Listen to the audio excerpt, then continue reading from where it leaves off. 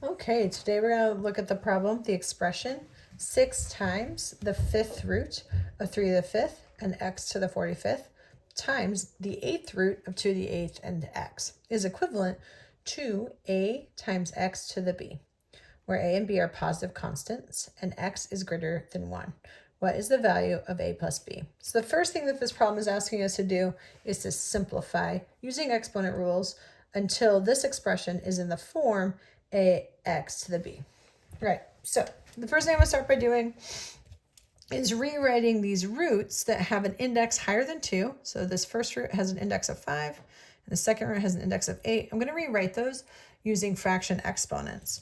So this can become 6 times 3 to the 5th times x to the 45th, and those two terms are both to the power of 1/5 times 2 to the 8th times x to the power of 1/8. So the power of 1/5 again represents this 5th root, and the power of 1/8 represents this 8th root.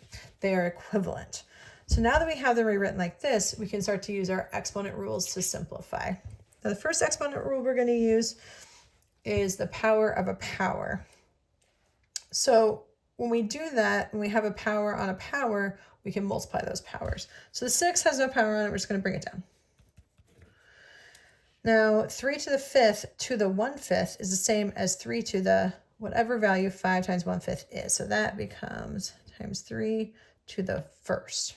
Obviously we don't normally write a power of 1, but just to illustrate that I've already done that, I'm going to write that there. 5 times 1/5 is 1 times x to the power of 45th to the power of 1/2. So the power of power tells us we can multiply those. We know 45 times 1/5 is 9. So that becomes x to the 9th. All this is going to times 2 to the 8th to the 1/8 becomes 2 to the 1st. And x is to the 1/8. All right. These parentheses now are exclusively just showing multiplication. They're no longer have powers on them, so we're really just thinking about it as multiplication. So the first thing we're going to simplify is 6 times 3 is 18. I'm going to bring down my x to the 9th, my 2, which we know to the 1st is just 2, and my x to the 1/8. I'm going to continue to multiply these coefficients in the front. So 18 times 2 becomes 36.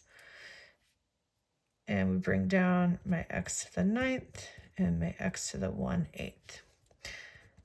Now, according to the exponent rules or the power rules, when we multiply bases, they're the same. We add the exponents.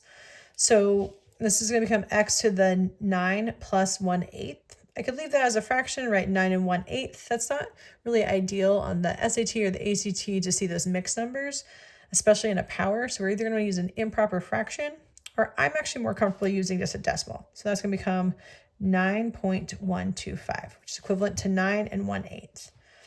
So now that I have the expression in the most simple form, in the form a x to the b, I can clearly see that my a term is 36 and my b term is 9.125. Those are the values that represent a and b. So the question originally asked me to find a plus b. So if a is 36 and b is 9.125, then a plus b is going to be 45.125. We have solved our problem. If you have another math question or a homework problem you'd like me to discuss, add it in the comments.